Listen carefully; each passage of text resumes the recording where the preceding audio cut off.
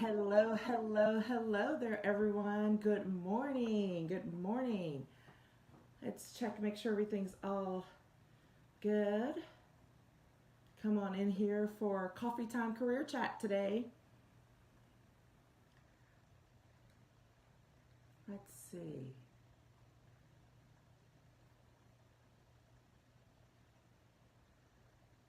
Here we go.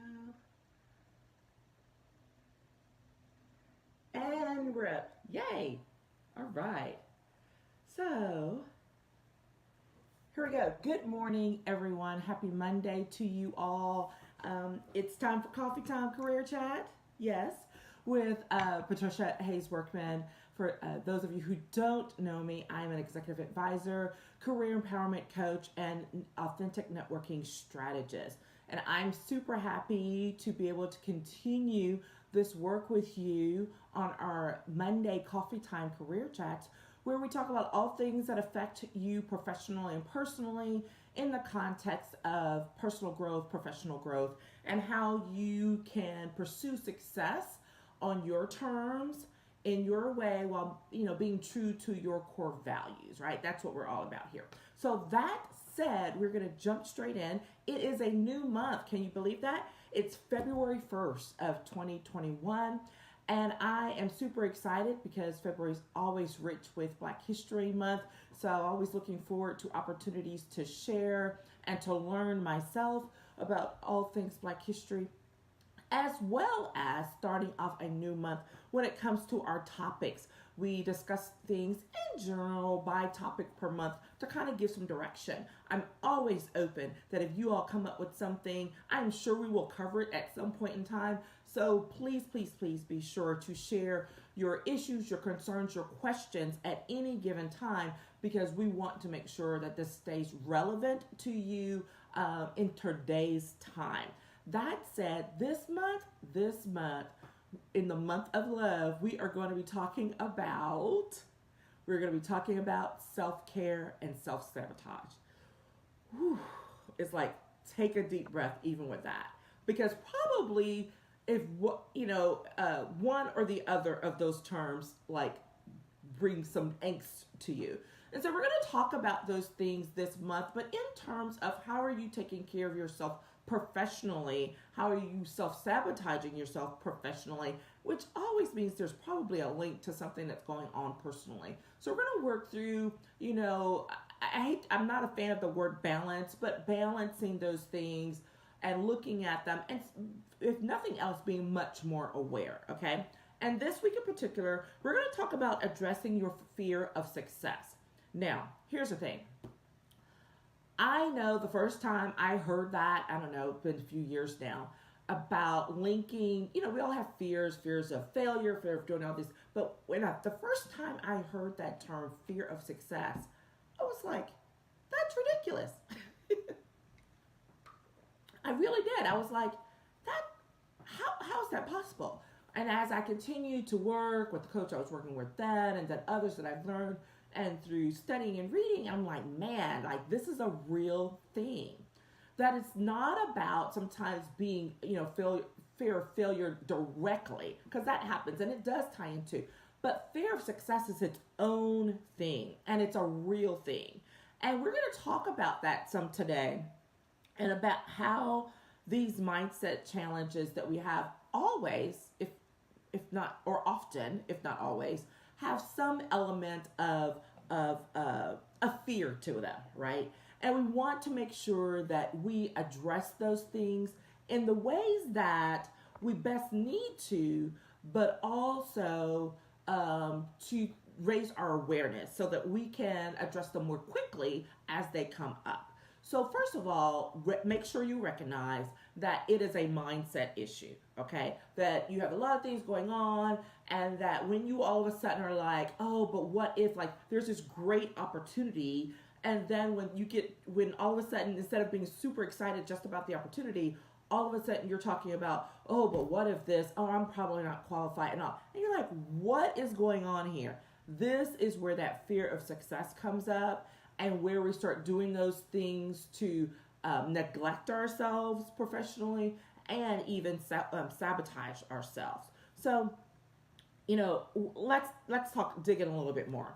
Why fear of success? Like, why is there such thing, or what triggers these things? That's really what we're talking about. One of the first things to recognize is that when you suddenly have this angst or anxiety about doing something very well, that it's not, it goes beyond just being scared about, oh, what if I fail, right? Because that truly is a different thing. But what if what we're really doing is we're more concerned about how the next level is outside of our current comfort zone of experiences? When you think about that, it's like, wow, that really rings true. Because a lot of the times, that success, that next thing, it's not so much of like our inability to perform. A lot of times we don't really have that. Now that'll sneak in, and that's where that fear of failure is like, what if I can't perform or whatever. But think about it in these terms of why you're not consistently pursuing what it is you're doing next. Hey, Melanie, what it is you're doing next. And a lot of times it's because, that next level of what it is we want to do, of what we're trying to reach for, is outside our comfort zone. Excuse me. And not just that it's outside our comfort zone, like, because that's to be expected, right? But it's outside our comfort zone of our experiences. Because sometimes we can be reaching to the next level of something, but it's still within the things we're familiar with. So it can be a little uncomfortable, but we're still familiar with that. So, okay, we probably can work through it. But when we start reaching for things that are not just outside of our comfort zone, but outside of our comfort zone of our current experiences, well, man, the whole, everything, all the buzzers and ringers and triggers start going off, right? And that is because our brains are wired to recognize things that are new and uncomfortable to us as some type of danger, right? And so that's when we're just like, oh no. And I am no psychotherapist. There are tons more people experiencing this, but these are the things that are true when we're talking about mindset and how we approach our next level experiences and our next level in our goals. So we have to recognize what those things are for what they are, and that getting out of our comfort zones can definitely, cause us much angst, especially when along with it comes new experiences that we are not familiar with, okay? So that's one of those things where fear of success comes into play. One of the next things is that, and this is like on a continuum, right? Is that this uncertainty creates anxiety. So you're outside your comfort zones, you're outside your comfort zone of your current experiences or anything that you're familiar with. And so that means what's happening now? Now you're like, what in the world is going on? Like, what am I going to do? Or what if this happens? Or, oh my gosh, if it really does go well, I'm like, what am I going to do next? Well, all of that uncertainty that comes with it, that's totally natural now, first of all, okay? Totally normal. Have all that uncertainty, but then it starts raising our anxiety about what we're about to do. So that instead of being excited and thrilled about it, we're like anxious, and you start thinking about all the worst case scenarios, right? This is when your brain goes on overload of like, are you crazy? Why are you doing this? Like, you don't know what's going to happen here. What if this happens? What if that happens? And it's like, oh my gosh. And that's, another trigger point. That uncertainty creates anxiety, and that then further leads you to doing things that either where you neglect yourself and doing what you need to do, maybe giving yourself sufficient reflection time, making sure you get enough rest so you can make good decisions, whatever that looks like. Or you start self-sabotaging, which is you start undermining yourself in the process, okay, which is the worst thing. All right. So continuing on that continuum, here's the third thing. Did you like that? Continuing on the continuum. I know, whatever. But next is that anxiety about who or what success will require leaving behind. Now, this is one to take a really deep breath on, because most of the time, this is not something that comes to the forefront when we are talking about what we're doing next and how we're succeeding. when you're at that next level of success. This is really peeling back the layers on the onion, okay? Because those first two things, very much common. You could probably get to that. It's like, oh my gosh, it's outside my comfort zone. It's all new things. And it's like, I want to do so well. And like, you get stuck and scared about how well you'll do, right? And about, what happens if you really do well. And then the anxiety and the uncertainty, the uncertainty and the anxiety that comes as a result of that. But this one, getting to the fact of that anxiety leading to questions about what that success will do with your personal relationships, with your professional relationships, and what if you have to leave some of those people or things, habits behind. Wow. Now that is one for the reflection, journal, time, whatever. Really giving thought to that. And if that's something that's giving a rise, it's arising for you. Because if that is the case, this is absolutely one of those things where you either neglect yourself for self-care purposes, meaning you're trying to do everything to continue to please other people as opposed to pursuing your success, or pursuing the thing that's working best for you. You're trying to modify, underplay what it is, how successful you are, hide it, whatever, so that you don't, quote, offend or upset certain people. Or maybe there are certain habits that you just kind of, again, that's that comfort zone thing that you have to let go of, because when you're at the next level of achieving your goals, you really don't have time to have, or to foster negative thoughts, bad habits. You've got to let them go, right? Or that piece where literally you're like, oh my gosh, like I have to leave these people behind or this thing behind. Most of the time, definitely people, especially when they're personal, when it's family, when it's close friends, when it's professional relationships. And let me tell you, it is not an easy thing to do. It is very much a challenging thing, but it can be done. And it is necessary if you are truly to get to your next level and to succeed. Now, we're going to talk about next how to overcome all of these different things, okay?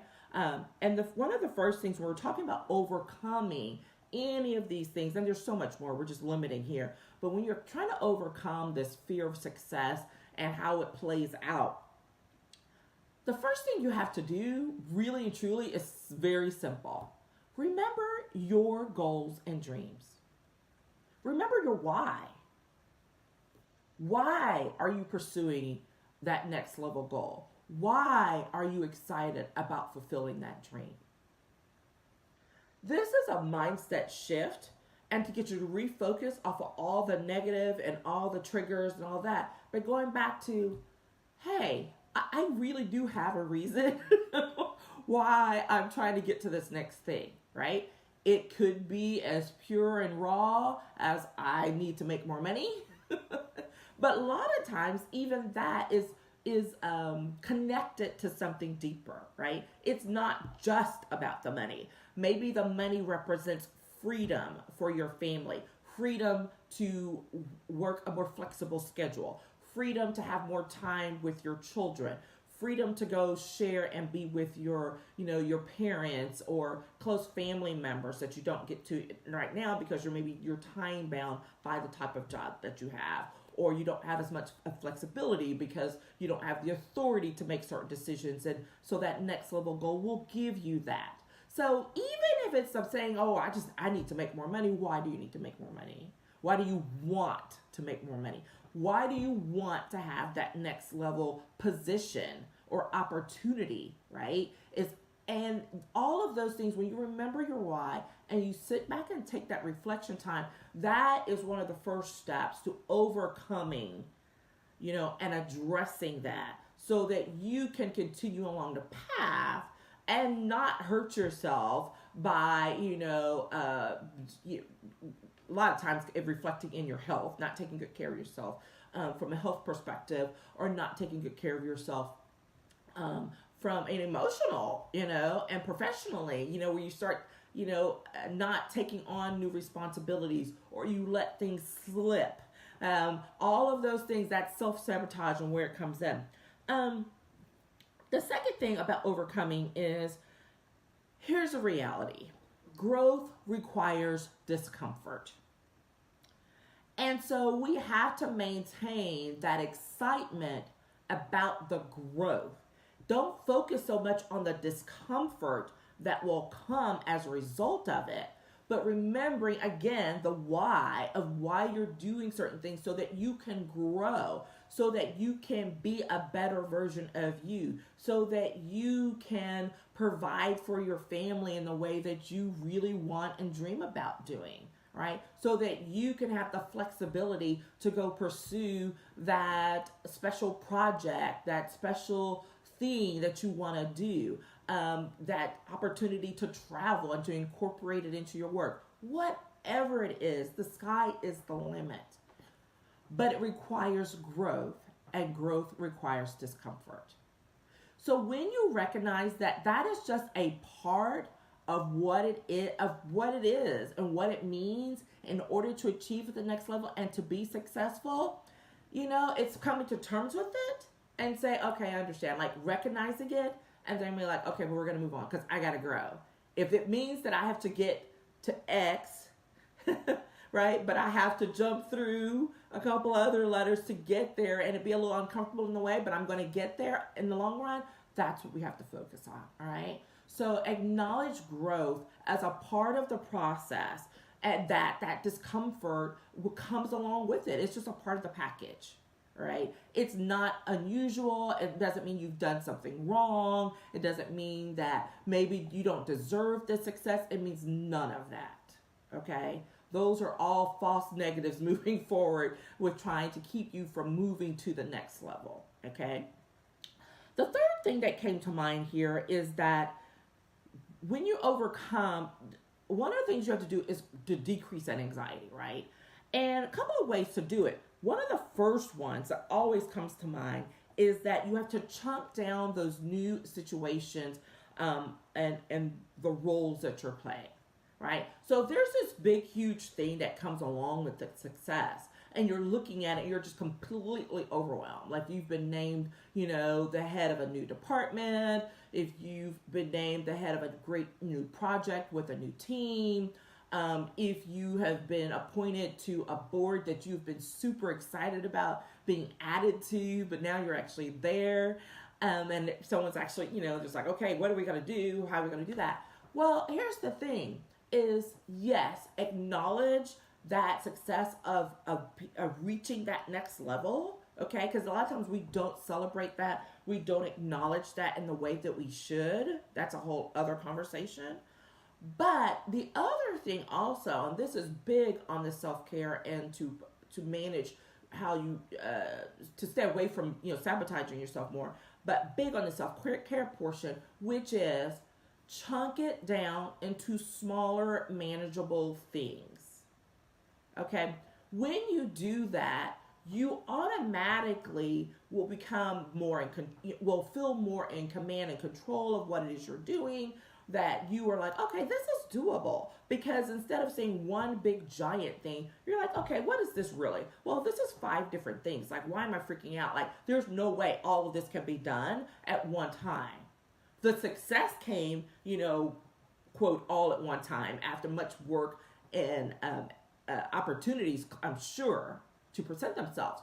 But now to stand in it, to be powerful in it, means that you say, oh gosh, this is great. There's this thing, whatever those are, to chunk them down. And then so that you can then figure out what is you need to delegate. What is it that you still need to own? What is it that needs to happen next in whatever way, whether something needs to be added or taken away. But chunking those down into that, chunking down that success, say this was a great thing and this is what happens next for it, that will help you in managing that anxiety and to make sure that you don't kill yourself trying to address everything at once, because then you're going to turn that fear of success into fear of failure. Okay, so don't lead yourself down that path. It's natural, it's human for it to come up, so don't try to ignore it. But don't take yourself down that path willingly. Okay, recognize it for what it is, which we're going to talk about in just a second. The other thing is you can decrease that anxiety by considering what is best gained. Like, what is about to be gained from this? I mean, this is getting back a little bit to that excitement about what's to come. Holding on to that part. Again, fear and anxiety, totally normal. But you don't want it overtaking and overcoming everything that you've worked so hard to, and to make it such that you can't continue along that path to success. Okay? So consider what has been gained, like for real. It's like, man, I'm all worked up about this, but guess what? I have a team now. I don't have to do all of this by myself.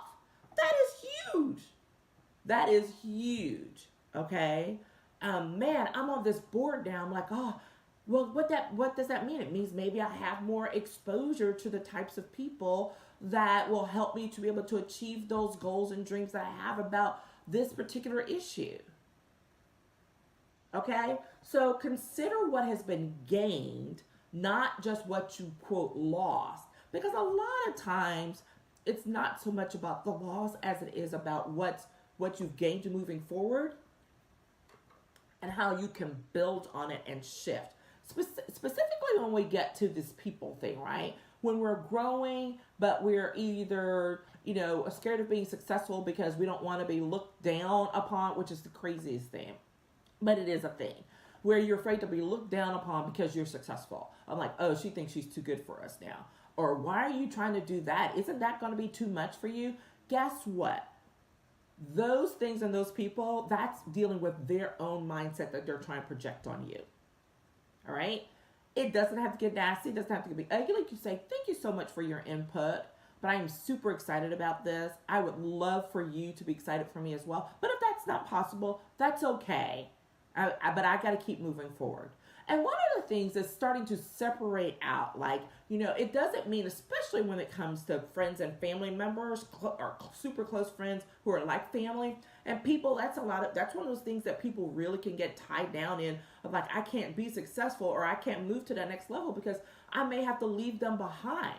It doesn't mean that you have to leave them behind because it's really hard sometimes to leave our family behind, right? They're still there. They're there connected by blood. But what it does mean is that perhaps you shift how you relate and communicate with them. Maybe you're not sharing all your professional wins with them. Maybe because they're intimidated by it. I'm going to tell you what it is. I am speaking from truth and from what I know. Okay? Not something that came to an easy conclusion. It was very rough and very painful. But they very much may be intimidated by it. Your success may reflect back to them on things that they haven't done for themselves. So it's about resentment, nothing you have control over, nothing that you can own or should own. Those are things that they have to own for themselves. Just like your fears may be projected on someone else, but they can't do anything about it. Like you have to do something about it. All right? So you cannot allow what someone else is projecting onto you to inhibit you from pursuing where it is you're already naturally going to, where you're, utilize your God-given gifts, your strengths, all of those great things that ultimately, a lot of times, if truth be told, are going to be beneficial to the very people who are nitpicking with you. That's a whole other conversation. But this is why I say what you can do is to manage that. Because, sometimes you don't need to share how much money you make with your friends. Some people may not be ready to know about that 6-figure salary, right? Because that means you're taking on a new, people sometimes can make assumptions, and sometimes it's okay to just let them. Don't fulfill it, don't deny it, because if that's going to take them down this path where where it's going to reflect poorly on you, well, those are personal decisions. But what I'm saying is being much more conscientious of your communications and what you share with certain people, especially family, because you can maintain that personal contact. You can talk about fun things. You can talk about the family trips you're planning. You can do all of those things. But maybe the piece that gets left behind is if one of those people was your quote sounding board for professional things and it's no longer a solid role for them. So maybe that's the thing you're leaving behind. That's not necessarily bad, because remember we talked about growth, and growth can be uncomfortable. So maybe it's time to pick up on a new sounding board, to get a new accountability partner, someone who does support where you're headed and where you are. Hey, someone. All right? And when you do that, that helps and propels you forward. I say it like this. I love this analogy. I do not remember where I found it, but it's that whole thing about when you're getting on a plane and you're finally able to fly first class. Like super fun, super like, ooh, kind of that special thing. That's really cool. But then your friend's getting on and they're in coach. Oh, so you think you all that now that you're flying first class. And how much did you pay for that ticket anyways? Is that really necessary? Da, da, da, and all of that, right? Which can come out of jealousy, envy, again, resentment, because maybe they're not pursuing their goals in the way that they need to be, okay? Here's the thing. You're on the same plane, hopefully. Eventually, maybe you'll be able to pull them or they will be able to ride along with you first class or on the same plane. But if not, are you really going to turn down that first class trip because your friend doesn't think that, or your friend thinks that maybe you're getting too good for your britches?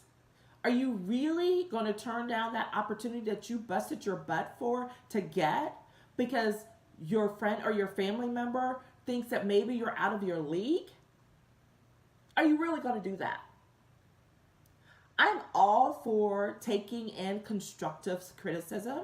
It's difficult, and it can be challenging, but it's also going to be necessary. But constructive, not something that offers criticism that then also tears you down and does not support you in moving you forward. There is a difference. And so when those criticisms are based in someone else's self-interest, right? It's in their own self-interest to tear you down. It's in their own self-interest to try to keep you down. It's the whole crabs in a bucket thing. Remember that. The crabs are all in a big bucket, and the ones who are trying to get out, then the others are like, no, you can't get out, and they're literally pulling at their limbs so that they can't get out. But we all know that there are also times, and this is a whole different conversation, that when you get out of that bucket, when you get into that first class, seat, you're on that flight, even if you're on a flight, your coach flight to Italy. Hello, because I don't think it matters whether you're flying coach or first class. You're getting to go take the trip of your dreams, right? But someone's questioning, oh, how did she do that? And that, none of their business. Start to separate yourself. If they grow and can start to be appreciative of everything that you're doing and what you're doing, then maybe eventually they get to come along. But that does not mean you don't hold back your growth and moving forward because someone else is not ready yet. Can't do it. That is absolute self-sabotage. And that is what we're not doing. It is also horrible self-care because it will cause you all kinds of anxiety. It will cause you resentment. It will cause your emotions to go through the roof in crazy times and just a whole bunch of other negative feelings, negative energy that takes you off task from achieving the goals that you want to achieve. All right? So when you're talking about addressing those fear of success, and I spend a little bit of time on that one because I know it is a big one. And it is one that I, like I said, have had personal experience with people I love dearly. But there are times when you have to let go. And what it is, they say the path to success is rough because it hasn't been traveled by a lot of people. Think about that. Remember, Those roads that are smooth and going is because a lot of people have traveled it and they've paved the way and it's all pretty. But if you're on a different path and it's a little rough and it's unpaved, that doesn't mean you're on the wrong path. It means you're a leader on it. Go with that. And remember that you may be paving the way for someone to come behind you to achieve the level of success that you are seeking. Completely different mindset. And when you turn that switch and flip that to think about how you are a leader in what it is you're doing versus just, batting people back because they're either scared for you or scared for themselves about what they're going to lose, all kinds of things. When you're trying to grow as personally, but as a professional as well, you have to take these things into account. Which is that last piece is you have to remember, you have to recognize when self-sabotage activities are happening. What do they look like? We all know what they are for ourselves. If you're taking a real look and you're sitting back. Procrastination. Hello, Patty procrastinator right here. I know, I've put fun at myself for that forever. That's because I'm a perfectionist. I acknowledge that. I'm a recovering perfectionist. And one of the things I learned down through the years is that procrastination is a byproduct of perfectionism. Imagine that. But so it's one of the worst things that you can do to self-sabotage because you want things to, quote, be perfect, to be just right. There is no perfect. Perfection is an illusion. It is subjective, all right? And here is the thing that you need to know, that moving forward and taking steps in imperfection is better than taking no steps in perfection. Let me say that again. Moving forward imperfectly is movement. Standing still in imperfection is no movement. So which one do you want? Do you want to be sitting still, trying to get everything just right and still stuck where you are? Or do you want to be moving forward and stumbling along the way, but you're moving forward? Okay? Think about it in those terms. Excuses. There's always an excuse for something. I mean, hello. If any of those of you that have children, you are very familiar with that. Or if you have employees, right? It doesn't matter. Children, employees, sometimes, closely related. But it's like there's an excuse for everything. That's not to say there aren't valid excuses sometimes. There are. But there's not an excuse for every single thing. Like sometimes you're just putting it off. Like you're literally just not doing something because you're not addressing one of these other issues that you're scared of. What is it that you're scared of? Okay? And then just, quote, letting things slip. Oh my goodness, I forgot about that. How did that happen? No. Start looking at your habits. Start looking at those things that you're doing or saying where you realize now, oh crud, I am like really in the middle of really undermining myself. Because that's what self-sabotage is all about. You're undermining yourself while you're doing it. Don't beat yourself up over it. Get to the heart of the matter. Figure out what's going on. Get a coach. Get an accountability partner. Talk to a mentor if you have one. Okay? But dig in. Do the reflection. Do the work. Because you have things to do. And so do I. And I would love to work with you to make them happen together. All right. Break. We're all done. That is it for today. I'm super excited for those of you who joined in. I see some people. Thank you, guys. Make sure that if you have any questions, do not hesitate to slip them to me. You can put them in the comments. I go back and I check. Or you can message me privately, email me, whatever. I'm happy to reach out and talk to you about it. Lots of great things going on. Also, a couple of things. Don't forget, Coffee Time Career Chat on Wednesdays is a recorded session, but we're focused on authentic networking. And so I'm super excited for that. Same time, you'll see it posted. Look forward to following up with you then. And if you are looking for a coaching opportunity or someone you know is looking for a coaching opportunity, let's get the year started off great, okay? It is February 1st. It is not too late. It is never too late to take the first step toward changing your professional trajectory, okay? It's never too late. It's always a great time.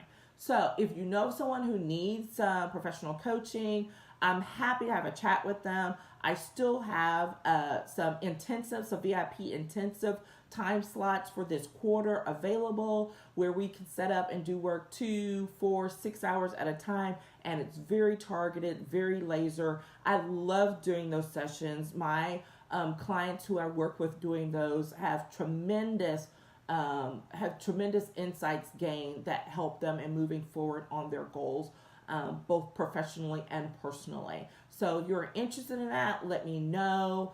Forward this link, and you can check all these things out at patriciavhays.com.